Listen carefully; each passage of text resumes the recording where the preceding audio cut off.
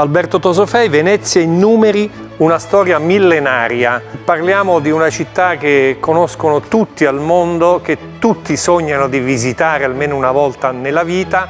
Lei ci è nato, è fiero di essere tra gli happy few che ci sono nati, perché siete rimasti in pochi a Venezia. Siamo rimasti pochi. Ma di che cosa parla questo libro?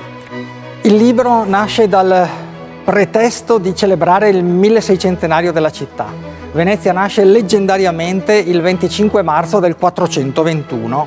Si tratta di una leggenda che quest'anno compie 1600 anni, una leggenda importantissima che ha segnato moltissimi aspetti della vita veneziana, a cominciare dal calendario, per esempio, perché Venezia aveva un calendario diverso dal resto d'Europa. Il Capodanno era il 1° marzo, perché la città era nata a marzo, e quindi, come nell'antico impero romano, settembre, ottobre, novembre e dicembre erano il 7°, l'8°, il 9° e il 10° mese dell'anno. E quindi, a partire da questo pretesto, ho deciso di raccontare la città attraverso i suoi numeri. Ho giocato con le cifre e ne è nato un libro che racconta storie. Ecco, appunto, 1600 anni, ci vuole un grande storico capace di percorrere questa arcata temporale così enorme. E lei ha scelto un altro percorso, quello dei numeri.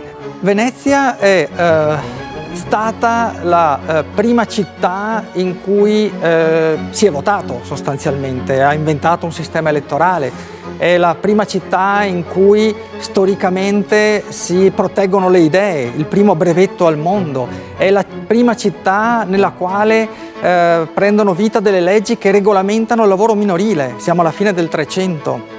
Ma è anche la città di alcuni primati molto particolari. Ogni mattina, quando andiamo in bagno e ci guardiamo allo specchio, pensiamo di rimirare la nostra faccia, invece guardiamo un'invenzione veneziana.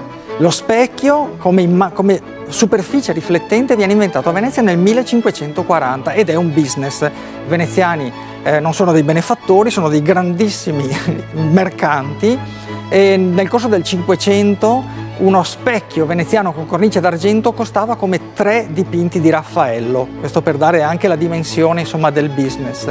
I veneziani forse inventano gli occhiali nel 300, non è un dato certo, ma con certezza mettono a punto, per esempio, la misurazione della temperatura delle persone malate attraverso il termometro nel 1611 con Santorio Santorio, e così andando fino al primato delle parole. Dai numeri passiamo alle parole, le parole veneziane che sono entrate nell'uso comune, quindi anche di chi non è veneziano.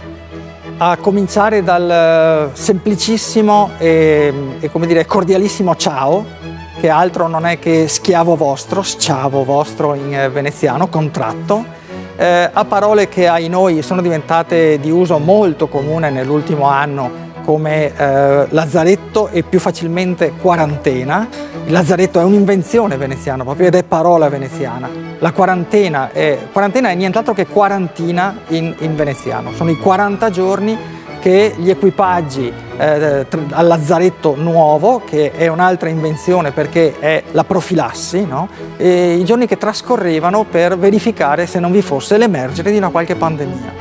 E poi ghetto, che nasce come parola innocentissima, malgrado poi nel mondo diventi sinonimo di chiusura, sofferenza, enclave. Arsenale è una parola veneziana. E i veneziani, tra virgolette ovviamente, insegnano a parlare ma anche a scrivere, perché la punteggiatura come noi la usiamo oggi, il punto e virgola, la virgola, sono messe a punto, scusate il gioco di parole, a Venezia tra la fine del 400 e i primi del 500 da Aldo Manuzio, che veneziano non è, ma che a Venezia riesce a esprimere pienamente le sue idee. E come oggi scriviamo, oggi mandiamo un messaggio su WhatsApp e usiamo la punteggiatura, è la punteggiatura che 500 anni fa viene messa a punto a Venezia. E poi questo suo libro è pieno, appunto, di numeri anche più bizzarri, un po' più difficili anche da scovare, perché insomma, ecco, ci dica quali. Partiamo da alcuni numeri molto semplici in qualche modo, come il numero delle calli. No, giochiamo proprio con i numeri. 1198, un solo canale, il Canal Grande, gli altri sono rii. Un solo palazzo, Palazzo Ducale, le altre sono K. No? E una sola piazza, Piazza San Marco. Tutti gli altri sono campi, campielli, corti e così via. e ci addentriamo invece nella storia utilizzando dei numeri un po' particolari, 23.000, che è il numero dei proiettili che tra il luglio e l'agosto del 1849 piovono sulla città che è assediata dagli austro-ungarici, no? La famosa Repubblica di Daniele Manin e Niccolò Tommaseo. La città viene falcidiata, città che a proposito di primati subisce anche in quel periodo il primo bombardamento aereo della storia con dei palloni aerostatici che per fortuna funziona male, ecco, però anche quello insomma dobbiamo registrare.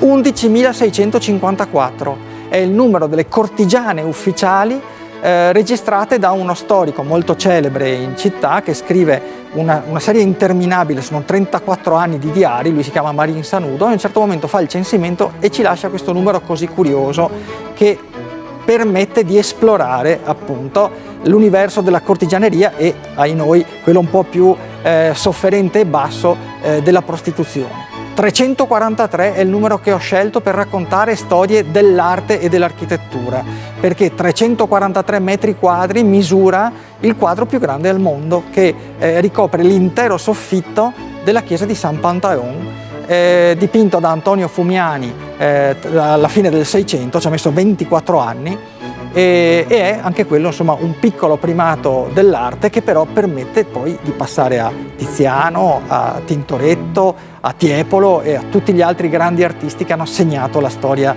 artistica di Venezia.